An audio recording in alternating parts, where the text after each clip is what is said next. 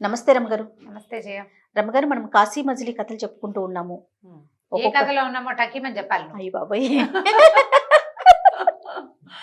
Gap వస్తే చెప్పలేకపోతున్నారు. ఇన్ని కథలా? అందరూ ఒక్కొక్క రోజు ఒక్కొక్కటి వింటారు. నా పరిస్థితి ఏంటి చెప్పండి మరి. నాతో పాటు నువ్వు కూడా వినేస్తున్నావు కదా. ఆ. నేను చదివేస్తాను, నువ్వు వినేస్తున్నాము. అదృష్ట దీపుడు కథలో ఉన్నాం. ఎస్. మిత్రగుప్తుడు అని పేరు మార్చుకున్న అదృష్ట దీపుడు హరిదత్తుడు గురించి విషయం చెప్పడానికి, అంటే ఇది రక్షించడం కోసం ప్లాన్ చేసుకున్నాడు కదా. ఈ అమ్మాయి కలహంసిక ప్రియం వదని అడిగిందట, నువ్వు ఎందుకు ఇలాంటి నిర్ణయానికి వచ్చావు, ఈ ప్రశ్న ఏమిటి, ఆ సమాధానం ఏమిటి, ఇన్నాళ్ళు పెళ్లి కాకుండా ఉన్నావు, పెద్దదాని అయిపోయావు కదా, బులంతపై అంటే మామూలుగా 16 వచ్చేసరికి పెళ్లి చేసేవాళ్ళు రాజకుమార్తెలు, ఇంకో ఏడాది ముందు కూడా. అప్పటికి ఎన్నేళ్ళుగానో ఆ సమాధానాల కోసం చూస్తుంది. అంటే అప్పుడు ఈవిడ ఏం చెప్పిందట, ప్రియం వద, ఒక సన్యాసి నా చిన్నతనంలో, నేను చిన్నపిల్ల 12-13 ఏళ్ళప్పుడు మా ఇక్కడికి వచ్చారు. కొన్నాళ్ళు ఆయన మేము సేవించాము. అప్పుడు మా నాన్నగారు అంటే రాజుగారు, రాజవాహనుడు అడిగాడనమాట సన్యాసిని, మా అమ్మాయికి మంచి వరుడు, ఎలాంటి వరుడు వస్తాడు ఏమిటి అని అడిగితే, అమ్మ నీకు వివాహం కావాలా అని అడిగాడు. చిన్నతనం తెలిసి తెలియక తలూపాను నేను. అయితే ఒక ప్రత్యేకమైన విషయం ఉందని ఆయన బాగా ఆలోచించి ఏం చెప్పాడంటే, ఈ ప్రశ్నలకి సమాధానం చెప్పిన వాడే ఈ అమ్మాయికి సరైన భర్త. అంటే ఆ ప్రశ్న ఆయన చెప్పింది, ఆయన చెప్పాడు. ఆయన ఏం చేశాడంటే, ఇలా రాజు ముందు చెప్పి ప్రశ్నలకు సమాధానం చెప్పిన వరుణ్ణే అమ్మాయికి చెయ్యి, అతనికి చక్రవర్తి లక్షణాలు ఉంటాయి అని చెప్పాడు. చెప్పి అమ్మాయికి చెవిలో రహస్యంగా బోధించాడు కొన్ని వాక్యాలు. అయితే గురువాజ్ఞ లేదు, చెవిలో బోధించిన విషయం అమ్మాయి ఎవరికి చెప్పద్దు అని చెప్పాడు ఆయన. ఎవరికైనా చెప్పచ్చు అంటే ఓపెన్ గా ఆయనే చెప్పేవాడు. చెవిలో ఎందుకు చెప్పాడు, ఎవరికి చెప్పకూడదు అనే కదా రహస్యం, సీక్రెట్ గా చెప్పాడు. ఆ సీక్రెట్ నేను అట్ట పెట్టుకున్నాను. ఆయన ఏం చెప్పాడు, ఈ వ్యవహారం అంతా, ఈ గుడి దేవాలయం ఏ ప్రశ్నలు అయితే ఆ అమ్మాయి అడుగుతుందో దానికి సంబంధించిన అసలు సమాధానాలు ఆ అమ్మాయి చెవిలో చెప్పాడు. ప్రశ్నలు ఏమడగాలో రాజుగారికి తెలుసు, దానికి సమాధానం స్పష్టంగా ఈ అమ్మాయికి తెలుసు. చెప్పెళ్ళాడు ఆయన, ఈ సమాధానం వచ్చిన వాడిని పెళ్లి చేసుకోమ్మా, నీకు కళ్యాణం అవుతుంది, నీకు శుభం జరుగుతుంది అని చెప్పాడు. అప్పటి నుంచి నేను వెతుకుతూనే ఉన్నా. ఆయనే భువనేశ్వరిని ప్రార్థించడం నేర్పించాడు నాకు. ఆ క్రీడా స్కేలి శైలం దగ్గరికి వెళ్ళమన్నాడు. ఇప్పుడు ఈ అమ్మాయి కొండ దగ్గరికి వెళ్తుందిగా, శిఖరం మీద కూర్చుంటుంది, అక్కడికి వెళ్ళటం కూడా ఆయన వల్లే జరిగింది. సమాధానం కోసం వేచి ఉన్నానని చెప్పింది.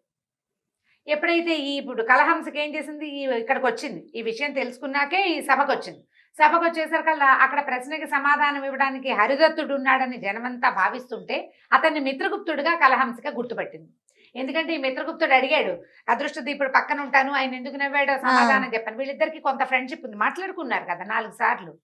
అయ్యో మీరెందుకున్నారండి ఇక్కడ అనేసరికల్లా జనాలు ఆశ్చర్యపోయారు. ఇతను హరిదత్తుడని వాళ్ళు, మిత్రగుప్తుడని ఈ అమ్మాయి. ఈ లోపల ఇతను సమాధానం రాశాడు. ఎట్లా సమాధానం రాశాడు, బొమ్మ వేసాడు. తను క్రీడాశైలం కొండ, మనం చెప్పుకున్నాం అదే కదా భాగంలో, కొండ బొమ్మ వేసాడు.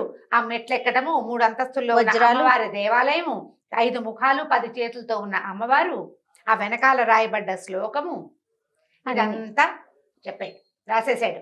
రాసేసరికల్లా అమ్మాయి అమ్మో సమాధానం దొరికేసిందని పరిగెత్తుకుంటూ వెళ్ళింది అక్కడ యువరాణికి చూపించడానికి. సమాధానం వచ్చింది కదా. ఇక అమ్మాయి అమందానంద కందలతో హృదయారుంద్రాలైపోయింది. ఆ యోగి ఏదైతే బోధించాడో అది ఈ బొమ్మలో ఉంది. ఆయన చెప్పాడు, క్రీడాశైలంలో ఒక ప్రత్యేకమైన స్థలంలో అదృశ్యంగా అమ్మవారి దేవాలయం ఉందని, భువనేశ్వరి మాతది, అది ఇన్ని 3 అంతస్తులు ఉంటుందని, కింద ఒక వేరే భయంకర రూపంతో ఉన్న ఒక అమ్మవారు ఉంటుంది, తర్వాత అన్ని వజ్రాలు ఉంటాయి, నవరత్నాలు తాపిన మెట్లుంటాయి, పైకి కిందకి వెళ్ళాలి, అక్కడ 5 ముఖాలు 10 చేతులతోటి అమ్మవారు, ఆవిడ ముఖాల రంగులు ఇవి. అక్కడ వెనకాల ఈ శ్లోకం రాసుంటుంది, ఈ పద్యం రాసుంటుంది. సమాధానం వచ్చేసిందిగా. ఈవిడ ఆనందం పట్టలేకపోయింది. అతన్నే నేను వివాహం చేసుకుంటాను అని చెప్పేసి ఒక దండ ఇచ్చి పంపించేసి, ఆ దండ పుచ్చుకొచ్చే మిత్రగుప్తుడని తెలుసుకుందనమాట ఈవిడ. దండ ముందు సమాధానం వెళ్ళిపోయింది, వెళ్ళాక దండ పుచ్చుకుని పరిగెత్తుకొచ్చి మిత్రగుప్తుడని తెలుసుకుంది. హరిదత్తుడా మిత్రగుప్తుడా అనేది ఇక్కడ తేళ్ళ. సరే, ఎవరైనా సరే సమాధానం చెప్పిన వాడే రాజకుమార్తెకి భర్త.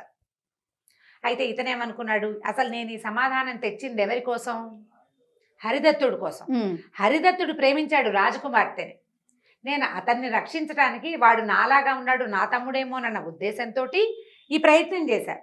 కానీ సడన్ గా నన్ను పెళ్లి చేసుకోమంటున్నారు వీడు, కాబట్టి ఇది కాదనుకున్నాడు. కాదనుకుని ఏమన్నాడు, నేను ఇప్పుడు రాజకుమార్తెని కలవను, అంతఃపురానికి రాను, కొద్దిగా నేను చక్కబెట్టవలసిన కార్యక్రమాలు ఉన్నాయి, నన్ను మా బసకి పంపించేసేయండి అన్నాడు. రాజుగారు ఒప్పుకున్నాడు. మరి కాబోయే అల్లుడు, పైగా ఇంత గొప్ప సమాధానం చెప్పిన వీరవరుడు. అందుకని ఏం చేశారు, ఆయనకు బండి ఇచ్చి బసకు పంపించారు. వెళ్ళి ఏం చేశాడంటే అదృష్టదీపుడు బలభద్రుడిని పిలిచాడు, తన ఫ్రెండ్ని. చాలా చిక్కుల్లో చిక్కుకున్నాము, హరిదత్తుడు పారిపోయాట, వీళ్ళంతా నన్నే హరిదత్తుడు అనుకుంటున్నారు, హరిదత్తుడి కోసం ఇంత ప్రయత్నము చేస్తే వీళ్ళు నన్ను పెళ్లి చేసుకునేలాగా ఉన్నారు, ఒక పని చేద్దాం, నువ్వు నేను చెరో పక్కన వెతుకుదాం. వాళ్ళు కొంచెం సమయం ఇచ్చా, ఇప్పుడే పెళ్లి కాదని చెప్పొచ్చాను, నాకు వేరే పని ఉంది, నన్ను అక్కడ దింపేసేయండి, ఇప్పుడు కలవలేను, ఏదో వ్రతం ఉందని బొంకాను, మనం వచ్చేసాం, మన ఇద్దరం చెరో పక్కన వెతుకుదాం, ఆ హరిదత్తుడు ఎక్కడున్నాడో పట్టుకోవాలి. ఈజీయే వాడిని పట్టుకోవటం, నా పోలికలో ఉన్నవాడిని నేను గుర్తుపడతా, నా పోలికలో ఉన్నవాడిని నువ్వు కూడా గుర్తుపడతావు. ఈ బలభద్రుడు కొంచెం ఉండు నాకు కన్ఫ్యూజింగ్గా ఉందని నిదానంగా మొత్తం వివరంగా చెప్పించుకున్నాడు. సరే, ఇప్పుడు మనం హరిదత్తుడిని వెతుక్కోవాలి. వీళ్ళ దారిని వీళ్ళు, వాళ్ళ దారిని వాళ్ళు. ఇతనంటే అదృష్టదీపుడు, బలభద్రుడు ఇద్దరు చెరో పక్కకి వెతకడానికి బయలుదేరారు. హరిదత్తుడిని వెతుక్కోవాలి, ఎందుకంటే వాడే ఈ కారాగారం నుంచి తప్పించుకున్నాడు. అవును. సరే, ఇంతకీ ఏమైంది, బలభద్రుడు తిరుగుతూ తిరుగుతూ ఎక్కడికి చేరాడు, మొట్టమొదట ధర్మపురంలో వీళ్ళు చేరారు కదా, ఒక ఊరు కాంతిమతి వాళ్ళ ఊరు, అక్కడికి వెళ్ళాడు బలభద్రుడు. వెళ్ళేసరికల్లా ఇంతకుముందు తమ ఒక సత్రంలో దిగారు కదా, ఎక్కడైతే ఈయనకి జాతకం చెప్పారో ఆ సత్రంలో దిగాడు. అప్పుడు కొద్ది రోజులు అక్కడ ఉండేసరికల్లా అక్కడ ఏవో పరిచయాలు అవి ఉన్నాయి. ఆ పరిచయాల్లో వాడు ఎవరినో, ఏమయ్యా ఏమిటి నువ్వు నాతో పాటు ఉన్నాడే, అలాగా ఉన్నవాడిని ఎవరినైనా చూసావా నువ్వు అని అడిగితే, ఓహో నీకు తెలుసా, నేను మళ్ళీ వచ్చి చెప్తానన్నాడు వాడు. సరే, అతను సాయంకాలం మధ్యాహ్నానికి వచ్చి ఏం చెప్పాడంటే, అదృష్టదీపుడు అని అంటున్నారు, ఒక కుర్రాడు అదృష్టదీపుడు అని భావిస్తున్నారు వీళ్ళు, అతను ఈ యువరాణి కాంతిమతితోటి గాంధర్వ వివాహం చెందేట, ఆమె కాస్త గర్భవతి అయింది. రాజుగారు ఆమెని పెంచి పోషించాడు, మగ పిల్లాడు పుట్టాడు. నేను అదృష్టదీపుడిని ఉత్తరం రాసేట, కాగితము వాళ్ళ దగ్గర ఉన్న పాత కాగితాలన్నీ పోల్చుకుని అది అదృష్టదీపుడు హ్యాండ్ రైటింగ్ అని వాళ్ళు ఒప్పుకున్నారు. ఆయన కోసం చూస్తున్నారు వీళ్ళంతా, రాజుగారు కూతురు మొత్తం ప్రజలంతాను. మరి రాజుగారు అల్లుడు రావద్దు, ఈ చూస్తుంటే ఏమైందట, బారసాలకైనా వస్తాడా రాడా ఆయన అని చెప్పుకుంటున్నారు జనమంతా. అయితే 3-4 రోజుల నాడు ఒక కుర్రాడు వీళ్ళకి దొరికాడు, అదృష్టదీపుడని భావించారు. ఎందుకంటే అతను ఇక్కడ ఉన్నాడు, అతనే ఇతను అని చెప్పుకున్నాం కదా. కానీ అతనేమో నేను అదృష్టదీపుడిని గాను, నేను ఎవరిని గాను, హరిదాసుని కూడా కాదు, నా పేరు హరిదత్తుడు, మీరెవరో నాకు తెలియదు అంటున్నాడు. యువరాణి కాంతిమతి ఏమో వాడిని పోనివ్వద్దు, వీడే నా భర్త, నా పిల్లాడికి తండ్రి అంటోంది.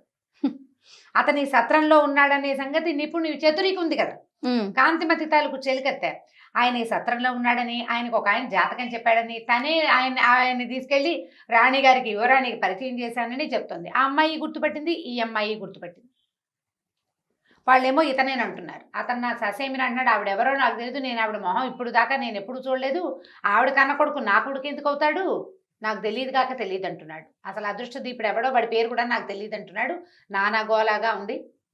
ఇప్పుడు యువరాణిని ఏమంటారు, గాంధర్వ విధిని వివాహం ఆ రోజుల్లో చెల్లేది, కాదంటానికి వీల్లేదు. ఈ కుర్రాడేమో నేను ఒప్పుకోవటం లేదు, నేను ఒప్పుకోను అంటున్నాడు. ఏమిటో అర్థం కాలేదు, ఇక ఆలోచిస్తున్నాడు బలభద్రుడు. ఒకవేళ ఓహో హరిదత్తుడు అక్కడి నుంచి తప్పించుకున్నాడు, ఇక్కడికి వచ్చాడనమాట, మనవాడు అక్కడ ఉండిపోయాడు, ఎక్కడికో వెళ్ళాడు ఇప్పుడు వెతకడానికి. సో ఇప్పుడు హరిదత్తుడిని నేను వెళ్ళి గుర్తుపట్టి, వీడు హరిదత్తుడు అదృష్టదీపుడు కాదని చెప్పాలి.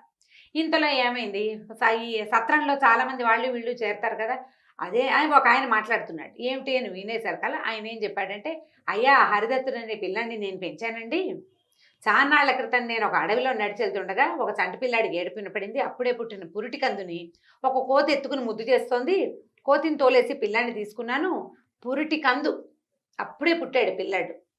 అయితే నేను పిల్లలు లేరు, నేను మా ఇంటికి తీసుకెళ్ళాను, ఆ పిల్లాడు మనకి కోతి వల్ల దక్కాడు, భగవంతుడి వల్ల కూడా దక్కాడని హరిదత్తుడని పేరు పెట్టాను.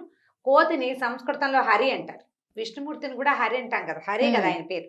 ఈ రెండిటికి కలిసి వచ్చేలాగా నేను హరిదత్తుడని పెట్టుకున్నా. 6-7 సంవత్సరాలు వచ్చాక నాకు ఒక కొడుకు పుట్టాడు. నా భార్య ఈ పిల్లాడిని బాగా చూడడం మానేసింది. సరేలే, పిల్లాడికి విద్యా వయసు కూడా వచ్చిందని ఒక గురువు ఆశ్రమంలో పెట్టానండి, గురువుగారి ఇంట్లో పక్క ఊళ్ళో. అయితే వాళ్ళ ఇంట్లో కొంచెం పిల్లాడు పెద్ద అయ్యాక ఆయన కూతురు వల్ల ఏదో తగాదా వచ్చిందని, పిల్లాడు అక్కడి నుంచి లేచక్కపోయాడని చెప్పుకున్నారు. నేను అక్కడికి వెళ్ళాను కానీ అక్కడ పెద్దగా రుజువుగా తెలియలే. ఆ అమ్మాయి విషయము నాకు అర్థం కాలేదు, ఈ పిల్లాడు ఏమైపోయాడో తెలియలేదు. వీడు నేను హరిదత్తుడిని అంటున్నాడు కదా, ఒకవేళ ఆ హరిదత్తుడు నేను వెతుక్కుంటున్నాను, నేను పెంచిన పిల్లాడు హరిదత్తుడు ఒకడేనేమో, చూడ్డానికి వచ్చానండి అన్నాడు. ఇంతలో ఆ సత్రంలో ఒక మూల పడుకున్న ఒక ముసలిమ అమ్మ లేచి వచ్చి, బాబు ఏ అడవిలో మీరు ఆ పిల్లాడిని ఎత్తుకున్నారు అని అడిగింది. జనం అంతా అడిగారు నీకెలా తెలుసు నీకెలా తెలుసు అంటే అప్పుడు ఈవిడ ఏం చెప్పిందంటే ధర్మపాలుడు అనే రాజుగారు మాళవ దేశపు రాజు, నేను ఆయన భార్య అయిన సునందాదేవి నిండు గర్భిణి, నేను ఆవిడకి దాదిగా ఆవిడ వెనకాల పారిపోయాను. 3 ఏళ్ల పిల్లాడున్నాడు రాజుకి, ఆ 3 ఏళ్ల పిల్లాడిని నింబవతి అని ఒక దాసికి అప్పచెప్పాము. నింబవతి నేను తప్పిపోయాం, పిల్లాడు నింబవతితో ఉండిపోయాడు, నేనేమో రాణిగారితో ఉన్నా. ఆవిడ కొన్ని గంటల తర్వాత అక్కడ కన్నది పిల్లవాడు పుట్టాడు, చక్కటి పిల్లాడు. అయితే పిల్లాడిని తల్లి పక్కన పడుకోబెట్టి నీళ్లు తేవడానికి వెళ్ళాను. నేను తిరిగి వచ్చేసరికల్లా రాణి లేదు, పిల్లాడు లేడు. నేను వెళ్తుంటే నాకు ఒక బ్రాహ్మడు ఎదురయ్యాడు. ఆయన కానీ పిల్లాడిని ఎత్తుకెళ్ళాడా అనేది తెలియలా. నేను ఆ రోజు నుంచి రాణి కోసం వెతుక్కుంటూనే ఉన్నాను. ఆ నింబవతి ఏమైందో, పెద్ద పిల్లాడు ఏమయ్యాడో తెలియదండి. అక్కడ ఎక్కడి నుంచో పడి ఈ ఊళ్ళల్లో తిరుగుతున్నానని గోలు గోలుమని ఏడ్చింది. ఆ పిల్లాడు ఒకవేళ మా రాజు కొడుకేమో. నీకేమో కోతి దగ్గర దొరికాడు అంటున్నావు. మేము ఆ రాణి కాన్ పైన అడవిలో చాలా కోతులు ఉన్నాయి. ఆ రోజు నేను బ్రాహ్మణ్ణి చూశాను. ఈ రెండింటినీ కలుపుకుంటే ఆ పిల్లాడు మా రాణి గారి పిల్లాడేనని అనిపిస్తోంది అని అడిగింది. అడిగేసరికల్లా ఈ బలభద్రుడికి ముందు కథ అంతా తెలుసుకుని ఉన్నాడు కదా, వెలిగింది. ఒకవేళ వీడు వాడే అయ్యి ఉంటాడు, ఈ ముసలమ్మ ఆవిడే అయ్యి ఉంటుంది. ఏమన్నాడు వెంటనే, ఈ పిల్లాడు ఆ పిల్లాడేనండి, మీరు కంగారు పడకండి, నేను తిరిగి వచ్చేదాకా మీరు ఇక్కడే ఉండండి. ఆ రత్నావతి ఏడుస్తుంది, అదా ముసలి దాది ఏడుస్తుంటే, నువ్వు ఏడవద్దమ్మా, మీ రాజుగారి పెద్ద అబ్బాయి స్నేహితుడిని నేను. పెద్ద అబ్బాయి చాలా గొప్పవాడు అయ్యాడు, చక్రవర్తి అయిపోతాడు, ఈ ఊళ్ళని తిరుగుతున్నాడు, తమ్ముడిని రక్షిస్తాడు, ఆ అబ్బాయిని అక్కడి నుంచి రక్షించే పూచి నాది అని చెప్పి. ఈ లోపల ఈ బలభై ఇంతకుముందు అదృష్ట దీపుడితో వచ్చిన వాడు సత్రంలోకి వచ్చాడని తెలుసుకున్న చతురికి పరిగెత్తుకొచ్చింది. బాగున్నావా అంటే బాగున్నావా అనుకున్నారు. ఏమిటయ్యా మీ వాడు భలేవాడు, అప్పుడేమో 4 నెలలు యువరాణి వెనకాలే తిరిగాడు, ఇప్పుడు అసలు నేను పట్టనంటాడు, ఆవిడెవరో తెలియదు అంటాడంటే, ఇలా మనుషులను పోలిన మనుషులు ఉంటారమ్మా, పద నన్ను అక్కడికి తీసుకెళ్ళి అన్నాడు. అక్కడ అతను ఒక చోట అట్టి పెట్టారు. వాడు పారిపోవడానికి ట్రై చేస్తున్నాడు. అంతఃపురంలో పెట్ల ఒక జైలు లాంటి ఒక భవనంలో ఉంచారు. బండి జైలు కాదు, లాంటి భవనం. అక్కడికి తీసుకెళ్ళేసరికి వాడు గింజుకుంటున్నాడు. ఆ హరిదత్తుడు, నన్ను వదిలేయండి, నాకు ఆవిడెవరో తెలీదు, నేను అసలు ఈ ఊరే మొట్టమొదటిసారి వచ్చాను, నేను ఇప్పటిదాకా రాలేదంటాడు. అక్కడికి ఇతను వెళ్ళేసరికి ఆ బాబు నన్ను గుర్తుపెట్టావా అన్నాడు. అనగానే, అయ్యా మీరా మహానుభావులు, మీ వల్లే కదండి 6 నెలలు నా జీవితం పొడిగించబడింది. వాళ్ళ వధ్యస్థానానికి ఎవరు వెళ్ళారు? బలభద్రుడే రాజుగారి ఆజ్ఞాపత్రం తీసుకెళ్ళాడు. ఏ ఊళ్ళో? ప్రియంవద వాళ్ళ ఊళ్ళో, పుష్పగిరిలో. ఇతను ఉత్తరం తీసుకొచ్చాడు, 6 నెలలు ఈ అబ్బాయి శిక్షని పోస్ట్ పోన్ చేయండి అని. మీ వల్లే నేను బతికి బయటపడ్డాను, 6 నెలలు ఇక్కడ దొరికిపోయానండి అని అనేసరికల్లా ఈ లోపల ఏమైంది, చతురిక పరిగెత్తుకుంటూ వెళ్ళి యువరాణి కాంతిమతిని చంటిపెట్టితో సహా తీసుకొచ్చింది. తెచ్చేసరికల్లా ఆ అబ్బాయికి ఏం చెప్పాడంటే హరిదత్తుడు, బాబు నువ్వేం కంగారు పడకు, ఈవిడ యువరాణి యొక్క భర్త మీ అన్న అయిన అదృష్టదీపుడు.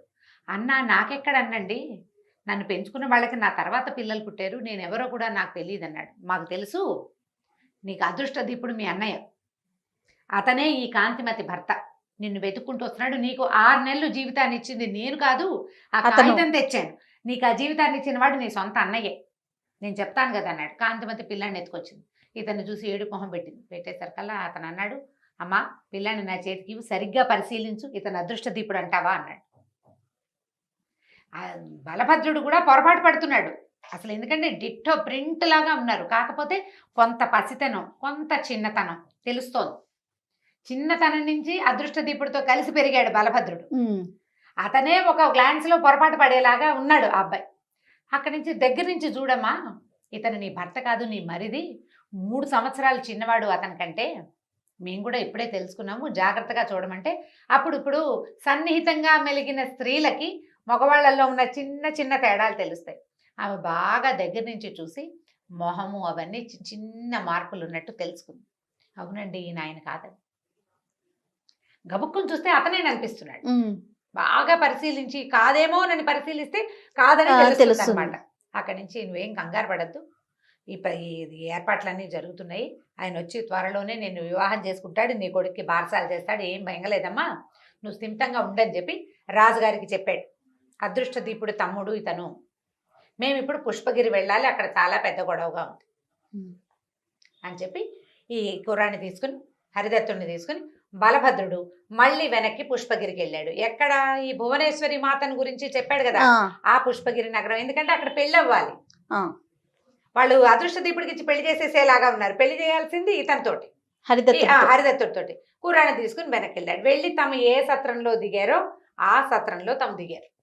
దిగేసి ఏం చెప్పాడంటే, నువ్వు ఇక్కడే ఉండు, మీ అన్నయ్య వచ్చేదాకా, వాళ్ళకేం చెప్పాడంటే ఆ రత్నావతిను ఆ బ్రహ్మావధాని ఇద్దరు ఉన్నారు కదా, పిల్లానికి పురుడు పోసిన ఆవిడ, పిల్లాన్ని పెంచిన మీ ఇద్దరు నేను వచ్చేదాకా మీరు ఇక్కడే ఉండండి సత్రంలో అప్పచెప్పారు. బాబు మీతో పాటు నాతో పాటు ఇదివరకు ఉన్నవాడు సాక్షాత్తు అదృష్టదీపుడే, మీ సత్రం తాలూకు యజమాని, వీళ్ళిద్దరూ ఆయన కావాల్సిన వాళ్ళు, జాగ్రత్తగా చూసుకోండి వీళ్ళని అని చెప్పి అటు పెట్టేసి హరిదత్తుని తీసుకుని ఈ ఊరు వచ్చాడు. సత్రంలో దిగాక నువ్వు ఇక్కడే ఉండు, నేను వెతుక్కొస్తాను ఎక్కడున్నాడో అదృష్టదీపుడని బయటికి వెళ్ళాడు. ఇప్పుడు ఇంకా కన్ఫ్యూజన్ తీరలా, ఇంకా కన్ఫ్యూజన్ నడుస్తూనే ఉంది. ఎందుకంటే ఇప్పుడు ఈ హరిదత్తుని చూసిన వాళ్ళు మిత్రగుప్తుడు అనుకుంటారు, అతను చూసిన వాళ్ళు ఇతను అనుకుంటారు. ఎవరు ఏమనుకున్నారో తర్వాయి భాగంలో తెలుసుకుందాం. తప్పకుండా అండి. కానీ ఇది మాత్రం చాలా ట్విస్టీగా ఉంది రమ్మగారు. అవును, చాలా జాగ్రత్తగా 1కి 2 సార్లు వింటే తప్ప అర్థం కాదు. రైట్ అండి. నమస్తే. నమస్తే. ఈ వీడియో కనుక మీకు నచ్చినట్లయితే లైక్ చేయండి, షేర్ చేయండి. మరిన్ని వీడియోస్ కోసం మా ఛానల్ని సబ్స్క్రైబ్ చేసుకోండి.